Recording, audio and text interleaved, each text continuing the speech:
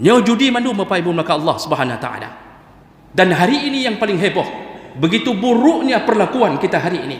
Masya Allah, duduk di kedai kopi, membuka HP, lalu membelikan chip, bermain game dengan judi-judi online, dan kita merasa aman dari Allah Subhanahu Wa Taala. Begah daro Islam tapi begah daro Aceh adalah indatu Muslim bala macam-macam, tapi but menjudi orang malam. Andalannya membeli chip untuk mendapatkan beberapa miliar, entah apa-apa istilahnya.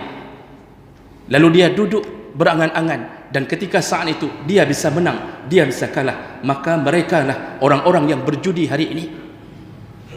Sayang sekali, kadang-kadang ada yang salat di antara mereka, tapi dihapuskan amalnya dengan melakukan maksiat sebagai campurannya. Jemaah melakukan Allah Subhanahu Wa Taala, hendaknya seseorang bertaubat kepada Allah. Bertaubatlah kepada Allah, jangan lanjutkan permainan itu. Cegahlah anak-anak kita, jangan tolong anak-anak kita untuk masuk ke dalam dunia maksiat, karena mereka bisa jadi salah satu yang membuat kita masuk surga, juga bisa menjadi salah satu yang membuat kita masuk neraka. Jangan isi pulsa mereka, jangan belikan HP untuk mereka, menyokenan buat. Segala puji bagi Allah, kemudian salawat dan salam kepada Rasulullah, pada keluarga dan seluruh sahabat-sahabatnya. Jemaah Jumat yang Allah muliakan, insya-Allah, salah satu penyakit yang hinggap di hati manusia adalah tulul amal, yaitu panjangnya angan-angan. Tulul amal atau panjangnya angan-angan yaitu satu hal yang difikirkan oleh manusia bahwa dia akan hidup selama-lama, atau paling kurang dia berfikir bahwa umurnya masih panjang. Padahal Allah Subhanahu Wa Taala telah menegaskan, "Idza jaa ajaluhum la yastakhiruna sa'ata wa la yastaqdimun." Ketika ajal itu datang, maka Allah tidak akan menunda dan Allah tidak akan mempercepat walaupun sedetik. Jemaah melakukan Allah Subhanahu Wa Taala. Dan bukti bahawa manusia dihinggapi penyakit tulul amal, panjangnya angan-angan untuk hidup di dunia, di saat kita melihat saf-saf salat subuh yang hadir cuma 2 saf, 3 saf. Kemanakah mereka yang tidur? Di manakah mereka yang tidak hadir untuk membuat laporan kepada Allah 5 waktu sehari semalam? Pasti yang terfikirkan, aku bisa melanjutkan salat subuh esok harinya. Padahal dia tidak tahu, mungkin hari itu adalah hari terakhir baginya di dunia. Jemaah melakukan Allah Subhanahu Wa Taala. Dan penyakit ini Allah Subhanahu Wa Taala sebutkan dalam surat An-Nisa ayat 120. Salah satu yang membuat penyakit ini muncul adalah tipu daya syaitan. Allah menyebutkan ya'iduhum wa yumannihim. Salah satu daripada tipu daya syaitan yaitu syaitan menjanjikanmu wa yumannihim, dan memberikanmu angan-angan yang kosong. Wa ma ya'iduhumus syaitanu illa ghurura. Padahal semua yang dijanjikan oleh syaitan itu hanya ghurur, kata Allah. Itu hanya tipuan belaka. Jadi Allah sudah tegaskan, apapun yang terbersit di dalam nafsu kita, dalam pikiran kita, untuk hidup terlalu lama di dunia, kita berangan-angan agar kita bisa melanjutkan hari-hari kita 10 tahun yang akan datang, 20 tahun yang akan datang, itu semua bahagian daripada jebakan syaitan. Karena bisa jadi setelah kita berfikir, tiba-tiba malaikat maut menghampiri. Jemaah melakukan Allah, para ulama mengklasifikasikan atau membagikan panjangnya angan-angan berdasarkan golongan manusia itu ada 3 golongan. Yang pertama yaitu angan-angannya para nabi dan rasul. Para nabi dan rasul, mereka punya angan-angan. Jadi tidak semua panjang angan-angan itu negatif, tidak semuanya buruk. Para nabi dan rasul diutus oleh Allah dengan satu angan-angan, harapan agar umatnya bisa kembali kepada Allah Subhanahu Wa Taala. Hanya itu angan-angan mereka. Maka Rasulullah sallallahu alaihi wasallam pun menegaskan tentang maksud tujuan dia diutus, innama bu'istu liutammima makarimal akhlak. Aku ini hanya diutus untuk memperbaiki, menyempurnakan akhlak. Jadi mereka punya angan-angan, tapi angan-angan mereka selalu siap siaga di saat datangnya jemputan dari Allah Subhanahu wa taala.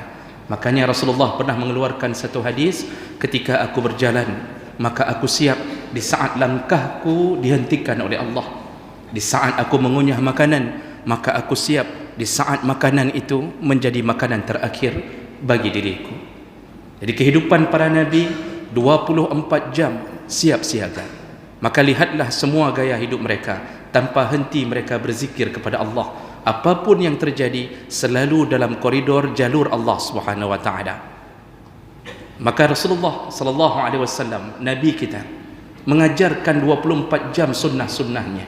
Bagaimana cara untuk mau tidur, bacalah ini, bacalah itu, persiapkan baca ayat. Rasulullah biasanya sebelum tidur membaca surat Al-Mulk atau kadang-kadang membaca surat As-Sajdah. Kalau Rasulullah di saat sebelum membaringkan tubuhnya ke atas kasur, maka beliau duduk lebih dahulu, lalu beliau mengajarkan, bacalah qul huwallahu ahad, bacalah qul a'udzu birabbil falaq, lalu bacalah qul a'udzu birabbin nas.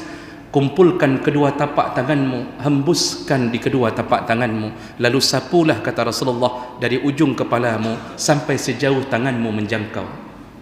Lalu kemudian barulah Rasulullah berbaring dan beliau kembali mengajarkan kita, bacalah zikir-zikir kepada Allah, berdoalah kepada Allah, tutuplah kalimatmu dengan kalimah la ilaha illallah, man kana akhiru kalamihi la ilaha illallah dakhala al-jannah. Barang siapa di lisannya kalimah terakhir yang muncul dalam catatan amalnya adalah la ilaha illallah, maka wajib baginya masuk surga. Ketika bangun, Rasulullah mengajarkan, maka bacalah alhamdulillahilladzi ahyana ba'dama amatana wa ilaihin nusyur.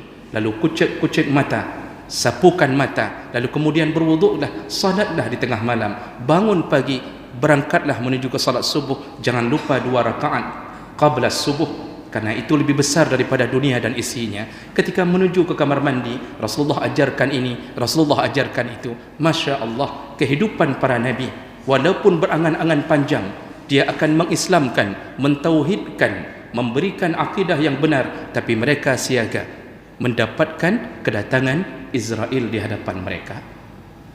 Jemaah melakukan Allah. Kemudian yang kedua, ada angan-angannya orang saleh, orang alim dan saleh.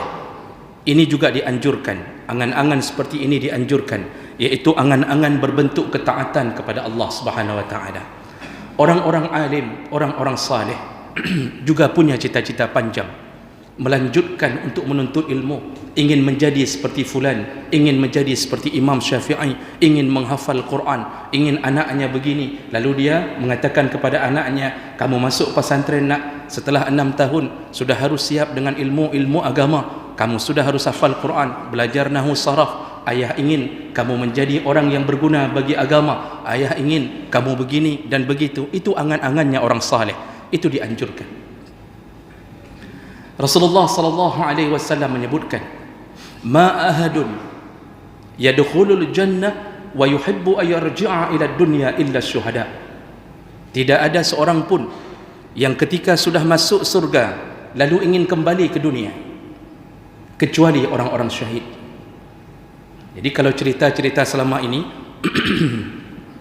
kalau orang masuk neraka ingin kembali ke dunia banyak, dengan kalimat-kalimat ya laitani, ya laitani, ya Allah seandainya engkau berikan kesempatan di dunia, maka aku akan beramal kembali. Orang-orang kafir berharap-harap bisa kembali ke dunia, tapi tidak ada satu pun, kata Rasulullah, yang sudah masuk surga ingin kembali ke dunia, karena buruknya dunia di hadapan surga Allah Subhanahu wa taala, rendahnya, hinanya dunia di hadapan surga Allah Subhanahu wa taala. Tapi ternyata Rasulullah mengatakan orang-orang syahid menginginkan, berangan-angan ingin kembali ke dunia, walaupun di dunia laisa lahum fi syai', mereka tidak punya tanah lagi, tapi mereka ingin kembali ke dunia. Kenapa? Rahasianya, ternyata begitu nikmatnya mendapatkan kemuliaan syahid sampai mereka berkata, kata Rasulullah, Ini Rasulullah yang membongkar hal gaib ini. Orang-orang syahid yang telah meninggal dunia, dibunuh di medan perang, mereka berkata, seandainya aku bisa kembali ke dunia, aku akan berperang kembali, lalu aku berharap agar 10 tusukan masuk ke dalam tubuhku, agar aku ditusuk dengan pedang sampai 10 kali, lalu aku kembali syahid. Begitu dahsyatnya pahala syahid, begitu mulianya orang-orang syahid, maka yang masuk surga pun ingin kembali, seakan-akan ingin dikembalikan ke surga Allah dengan yang lebih tinggi, lebih mulia, lebih hebat. Itu angan-angan, dan angan-angan itu dianjurkan. Rasulullah sallallahu alaihi wasallam berkata, barang siapa yang menginginkan kesyahidan, man tamanna ala syahadah, barang siapa yang menginginkan kesyahidan, maka Allah akan buat dia syahid walau kana mata ala firashihi, walaupun dia ternyata meninggalnya di atas kasurnya. Maka berangan-angan menjadi orang syahid itu sunnah. Bermimpi-mimpi menjadi orang syahid itu baik. Dan kemudian di hadis yang lain Rasulullah sallallahu alaihi wasallam juga menyebutkan angan-angannya orang saleh yang tidak kaya. Orang saleh akan mengatakan, seandainya aku kaya seperti fulan, lalu dia berangan-angan akan kaya seperti fulan, yang dia angan-angankan itu adalah orang kaya yang saleh. Jadi orang kaya saleh menderma, bersedekah, membangun masjid, muwakafkan, mantu anak yatim, apapun dia lakukan demi agamanya. Lalu orang saleh yang miskin berangan-angan, ya Allah, seandainya aku kaya seperti kayanya fulan yang saleh. Dia berangan-angan, tapi ternyata angan-angan itu tidak dilaknat oleh Allah dan Nabi, malah dianjurkan. Sampai di ujung hadis Rasulullah mengatakan, maka dia dan angan-angannya mendapatkan pahala yang sama dengan orang kaya yang berkorban untuk agamanya. Jadi hanya dengan modal angan-angan, urang-urang gasin pih merempak pahala sama dengan orang-orang kaya, tapi angan-angannya ikhlas karena Allah. Ikhlas karena Allah. Jemaah melakukan Allah. Dalam hadis yang lain Rasulullah mengatakan, dibolehkan hasad, dengki kepada 2 orang, iaitu yang pertama orang yang diberikan ilmu Al-Quran, ilmu agama, lalu dia mengamalkan Al-Quran itu. Jadi kita hasad, dengki, kenapa dia bisa hafal Quran umur 7 tahun, kenapa anaknya bisa, kenapa anak kita tidak bisa, lalu kita berangan-angan. Kita berharap semoga kita pun seperti dia, dibenarkan berangan-angan seperti itu. Lalu kita berangan-angan kepada orang yang diberikan harta oleh Allah, lalu orang itu bersedekah, dibenarkan berangan-angan. Melumpur-lumpur je ke orang kaya, tapi orang kaya yang memang bersedekah. Jemaah melakukan Allah. Artinya ada golongan angan-angannya orang saleh yang dibenarkan oleh Allah Subhanahu wa taala dan Rasulullah sallallahu alaihi wasallam. Dan yang terakhir, angan-angan yang terlarang, yaitu yang dimiliki oleh golongan orang-orang awam yang berangan-angan untuk hidup di dunia terlalu panjang. Angan-angannya orang-orang tidak berilmu, angan-angannya orang-orang yang tidak saleh. Apa yang mereka angan-angankan? Mereka mengangan-angankan untuk mendapatkan dunia dan isinya. Dalam kepalanya selalu berharap untuk mendapatkan jabatan yang lebih tinggi, jabatan yang lebih tinggi. Tahun depan dia akan berusaha untuk mencalonkan dirinya, akan menaiki ini, akan dapat ini, dan dia terus berangan-angan untuk menjadi presiden. Padahal dia tahu para pemimpin begitu dekatnya dengan kemungkaran seandainya dia tidak punya iman yang kuat. Banyak orang hari ini berangan-angan hanya untuk urusan memperkaya diri. Berangan-angan ingin kaya, tapi tujuan angan-angannya tidak cukup hanya dengan Avanza. Dia ingin memiliki yang tidak bergerak sedikit pun di saat masuk ke dalam lubang. Lalu orang berkata, neblo Fortune, neblo Pajero, neblonyo. Maka dia berangan-angan untuk menjadi orang kaya. Dia berangan-angan dia akan bangun rumahnya bertingkat-tingkat. Dia berangan-angan bahwa dia akan melakukan ini dan itu. Inilah angan-angannya orang awam, dan ini dilarang oleh Allah dan Nabi sallallahu alaihi wasallam. Jemaah melakukan Allah Subhanahu wa taala. Dan angan-angan ini paling banyak kita dapatkan dijebak oleh syaitan, iaitu kepada para penjudi. Orang-orang berjudi itu penuh kepalanya dengan angan-angan, iaitu angan-angan untuk mendapatkan kekayaan yang instan, angan-angan dengan modal yang kecil bisa mendapatkan sesuatu yang besar, angan-angan agar dia bisa menyimpan uangnya nanti. Padahal ketika dia berjudi, belum tentu dia menang, belum tentu dia menang. Bahkan dia bisa merusak hubungan dengan keluarganya. Disitulah kenapa syaitan menjatuhkan para penjudi. Sayangnya kita hari ini di Serambi Mekah, yang kita notabene-nya diakui sejarah masuknya Islam pertama sekali. Lihatlah generasi hari ini, subhanallah, seakan-akan kita tanpa saringan, hidup kita tanpa ada sesuatu pun yang bisa menyebabkan orang-orang begitu saja masuk ke dalam dunia perjudian.